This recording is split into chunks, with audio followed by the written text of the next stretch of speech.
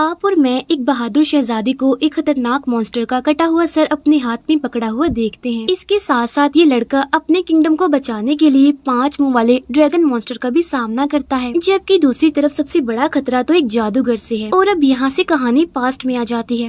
एक रात घने जंगल में एक जादूगर जिसका नाम लिजार होता है, वो एक मेडन यानी एक अनमैरिड लड़की को जंगल में लेकर आता है और उसके हाथ पाँव को बांध देता है। वो जादूगर लिजार इस लड़की को यहाँ इसीलिए लाया था ताकि वो 2 मून्स की मिलने वाली रात को इस लड़की से शादी कर ले और फिर उनका जो बच्चा पैदा होगा वो सारे किंगडम्स को हरा देगा, जिसकी वजह से जादूगर लिजार पूरी दुनिया पर राज करेगा। और ये रात भी 2 मून्स की मिलने वाली रात थी और ये उसके लिए एक अच्छा मौका था। लेकिन तभी वहाँ पर एक किंगडम का प्रिंस पहुंच जाता है जिसका नाम फेबियस होता है और वो इस जादूगर को तीर मारकर उसे हरा देता है। फिर वो प्रिंस और उसके सारे सोल्जर्स उस मेडन को सही सलामत आजाद कर लेते हैं। इसके बाद हमें बताया जाता है कि ये कहानी 100 साल के बाद रिपीट होती है और अब सीन चेंज होकर आता है सीधा 100 साल के बाद, जहाँ पर हमें एक किंगडम दिखाया जाता है जहाँ पर किंग के 2 बेटे होते हैं। एक का नाम होता है फेबियस और एक का नाम होता है थेडियस। फेबियस वही जिसने लिजार को हराया था और यहाँ पर हम फेबियस के बारे में और ज्यादा जानते हैं। फेबियस गुड लुकिंग होने के साथ साथ एक काफी बहादुर प्रिंस है क्योंकि उसने बहुत सारी वॉर्स जीती हैं। लेकिन इसके मुकाबले में उसका भाई वैसा नहीं होता जैसा कि फेबियस होता है, वो उसके बिल्कुल ऑपोजिट होता है। इसीलिए सभी लोग फेबियस को काफी पसंद करते हैं लेकिन थेडियस को कोई पसंद नहीं करता। यहाँ तक कि किंग भी उससे बहुत नालायक समझते हैं और वो समझते हैं कि वो तो बिल्कुल बेकार इंसान है। एक दिन हम देखते हैं कि फेबियस अपनी एक और जंग जीतकर किंगडम वापिस आता है। असल में यहाँ पर फेबियस ने किसी और को नहीं बल्कि जादूगर लिजार को हराया होता है और वो जादूगर के एक साथी का सर भी काट कर अपने साथ सबूत के तौर पर लाया होता है। यहाँ पर जादूगर लिजार की उसे डिफीट की बात हो रही है जिसे हमने मूवी के स्टार्ट में भी देखा था। फिर फेबियस वो कटा हुआ सर सबको दिखाता है क्योंकि लिजार उनका बहुत पुराना दुश्मन भी होता है और वो हमेशा ही उनके किंगडम को नुकसान पहुँचाने में लगा होता है। अब फेबियस की इस बहादुरी पर सब लोग उसकी बहुत तारीफ करते हैं। दूसरी तरफ थेडियस को किंग ने जो काम दिया होता है वो उसमें कामयाब नहीं होता, इसी वजह से वो काफी अपसेट होता है। फिर फेबियस वहाँ पर मौजूद लोगों को स्पीच देता है। इन सब चीजों से थेडियस को थोड़ा बुरा भी फील होता है। अब यहाँ पर फेबियस उस मेडन को भी अपने साथ लाया होता है जिसे कि उसने बचाया था। वो मेडन बहुत खूबसूरत होती है। फेबियस उसे अपने फादर यानी किंग से भी मिलवाता है और फेबियस उसकी बातों से काफी इम्प्रेस होकर उसे पसंद करने लगता है। इसी वजह से वो उसे शादी के लिए प्रपोज कर देता है। खाने के दौरान फेबियस थेडियस की भी काफी तारीफ करता है। वो उसे काफी मोटिवेट भी करता है कि तुम जो चाहो कर सकते हो, तुम्हारे अंदर भी वो एबिलिटीज पाई जाती हैं जो मेरे अंदर है। अगले दिन थेडियस फेबियस के एक नाइट की बातों को सुन लेता है जो कह रहा था कि थेडियस बहुत ही बुज़दिल और बेकार इंसान है, साथ साथ वो बेवकूफ भी है और वो ये डिजर्व ही नहीं करता कि वो किंग बने, वो किंग बनने के लायक है ही नहीं। ये सुनकर थेडियस को और ज्यादा बुरा लगता है और उसे काफी गुस्सा भी आता है। इसीलिए वो नाराज होकर पैलेस से चला जाता है। उधर पैलेस में फेबियस की शादी का फंक्शन चल रहा होता है जहाँ पर फेबियस थेडियस का काफी इंतजार करता है। लेकिन जब वो वापस नहीं आता तो किंग फेबियस से कहते हैं कि वो फंक्शन को और लेट ना करे। इसी वजह से फेबियस उनकी बात मान लेता है। लेकिन तभी वहाँ पर आ जाता है उनका सबसे बड़ा दुश्मन, वही जादूगर लिजार, यानी वही जादूगर जिसे मूवी के स्टार्ट में फेबियस ने हराया था। और वो यहाँ पर फिर से उस मेडन को लेने आया है क्योंकि जैसा कि मैंने आपको बताया था कि उस जादूगर को उस मेडन की जरूरत है। अब यहाँ पर लिजार उन लोगों पर हमला कर देता है और अपने जादू से वो उस मेडन को अपने साथ ले जाता है। और अब किंग थेडियस को फेबियस के साथ मेडन को बचाने के मिशन पर जाने के लिए कहता है। लेकिन थेडियस को तो इस मिशन में कोई भी इंटरेस्ट नहीं होता। लेकिन किंग उसे कहते हैं कि इस बार अगर वो खुद को प्रूव ना कर पाया तो उसे किंगडम से निकाल दिया जाएगा। इसीलिए अब थेडियस को ना चाहते हुए भी उनकी बात माननी पड़ती है। अब यहाँ पर थेडियस अपने साथ अपने एक फ्रेंड को भी ले जाता है और फेबियस के साथ तो उसके नाइट्स यानी उसके साथी होते हैं। इसके बाद वो अपने सफर पर आगे बढ़ते हैं। अब यहाँ पर उनकी पहली डेस्टिनेशन थी एक ओरेकल के पास जाने की। इसके बाद वो जाकर ओरेकल से मिलते हैं जहाँ पर ओरेकल उन्हें उसी प्रेडिक्शन के बारे में बताता है कि अगर वो जादूगर लिजार उस लड़की से 2 मून्स की मिलने वाली रात को शादी करेगा तो वो इजीली उनके किंगडम पर कब्जा कर सकता है।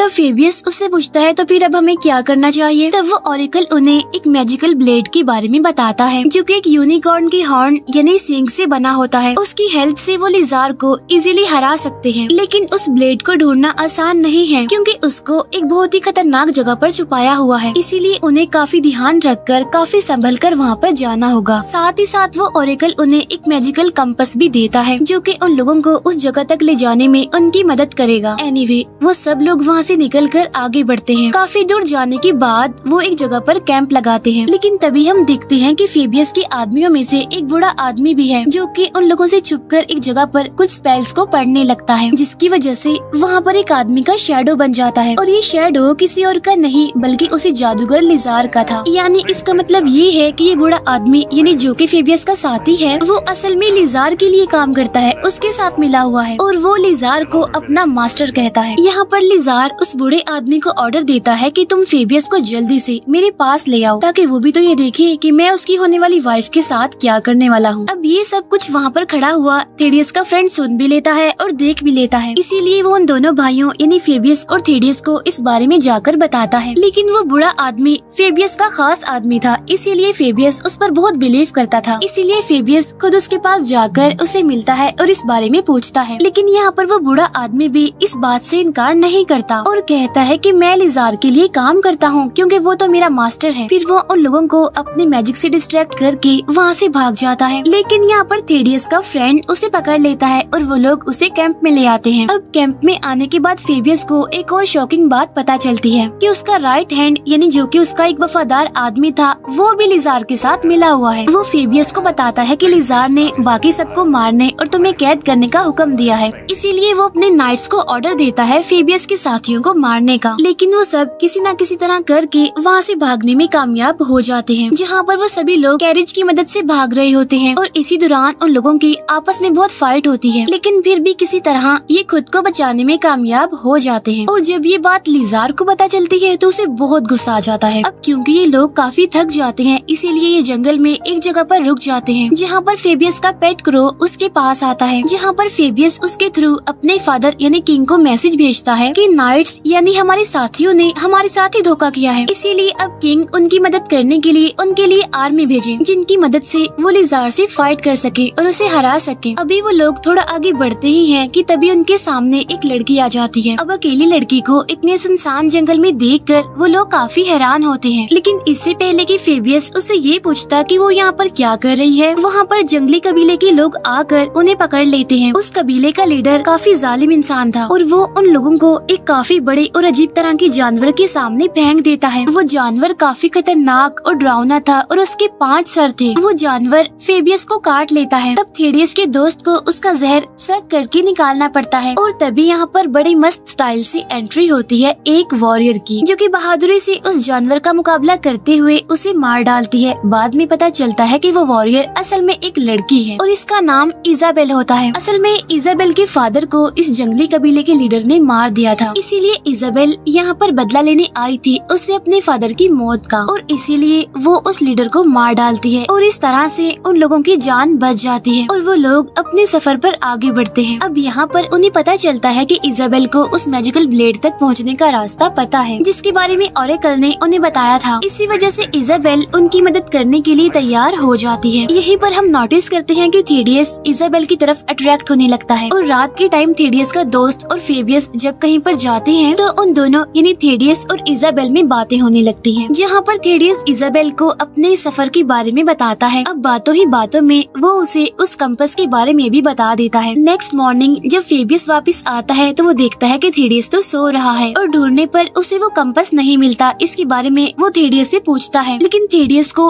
कंपास का पता ही नहीं होता। साथ साथ इजाबेल भी वहाँ से गायब थी। अब फेबियस थेडियस की इस बेवकूफी की वजह से काफी गुस्सा होता है और काफी डिसअपॉइंट भी, लेकिन वो इस बात को भुलाकर आगे बढ़ने का फैसला करता है और बड़ी मुश्किल से इतना लंबा सफर तय करने के बाद फाइनली वो अपनी मंजिल तक पहुँच जाते हैं।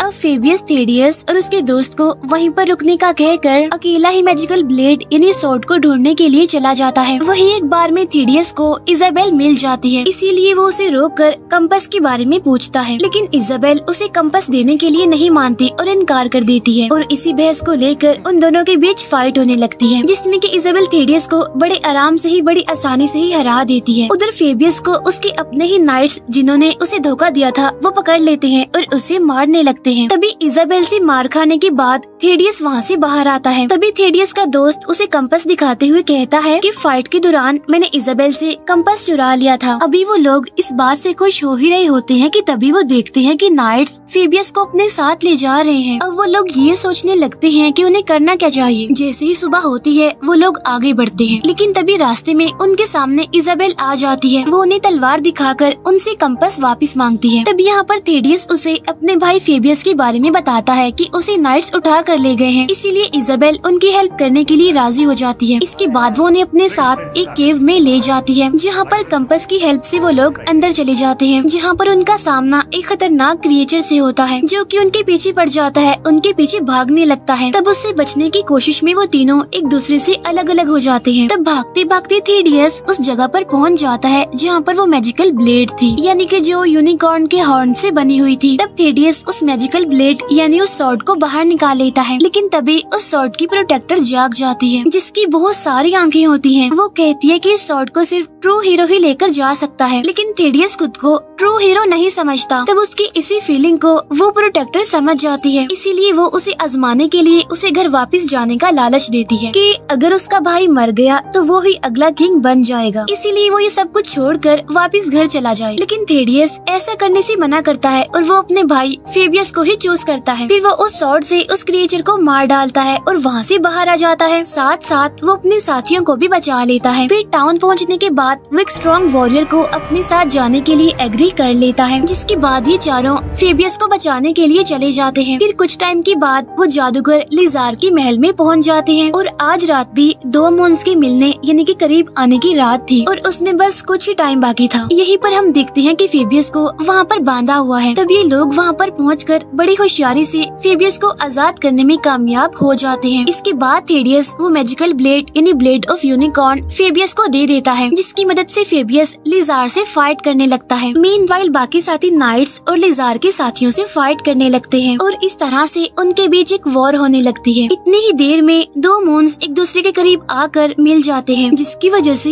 लिजार की पावर्स और ज्यादा स्ट्रॉन्ग हो जाती है। लेकिन तभी फेबियस बड़ी समझदारी से ब्लेड ऑफ यूनिकॉर्न की मदद से लिजार को जान से मार देता है और इस तरह से वो उस मेडन यानी फेबियस की होने वाली वाइफ को बचाने में कामयाब हो जाते हैं। अब सब कुछ खत्म होने के बाद इजाबेल के भी वापस जाने का टाइम हो जाता है, इसीलिए थेडियस बहुत उदास था। इजाबेल भी उसे कहती है कि मैं भी हमेशा तुम्हें याद रखूंगी, कभी भी नहीं भूलूंगी। इसके बाद दोनों हीरोज यानी फेबियस और थेडियस वापस अपने किंगडम आ जाते हैं और पूरा किंगडम उनके जीतने पर, उनकी वापसी पर खुशियाँ मना रहा था। साथ साथ वो खुद भी काफी खुश थे। किंग भी थेडियस की बहादुरी पर काफी खुश थे कि उसने खुद को प्रूव करके दिखा दिया है और थेडियस भी बहुत ज्यादा खुश था। इसके बाद फेबियस और उस मेडन की शादी हो जाती है। फिर कुछ दिन बाद थेडियस जब रात को अपने रूम में अकेला होता है तब उसे वहाँ पर किसी की प्रेजेंस का एहसास होता है, जो कि और कोई नहीं बल्कि इजाबेल होती है। वो थेडियस को बताती है कि मैं आज तक तुम्हें नहीं भूली और मैंने तुम्हारे बारे में सोचना भी कभी नहीं छोड़ा। थेडियस भी उसे वहाँ पर पाकर बहुत खुश होता है। यहाँ पर इजाबेल थेडियस को अपने कर्ज के बारे में बताती है कि मुझे एक विच ने कर्ज दिया हुआ है कि मैं किसी के साथ भी रिलेशनशिप में नहीं आ सकती और उस विच को मार कर ही हम दोनों एक हो सकते हैं। अब इजाबेल अकेले भी उस विच को मार सकती है, लेकिन वो चाहती है कि थेडियस भी उसके साथ चले। तब थेडियस उसके साथ जाने के लिए एग्री हो जाता है। इसके बाद उनका सफर शुरू होता है और इसी के साथ ही ये मूवी यहीं पर एंड हो जाती है।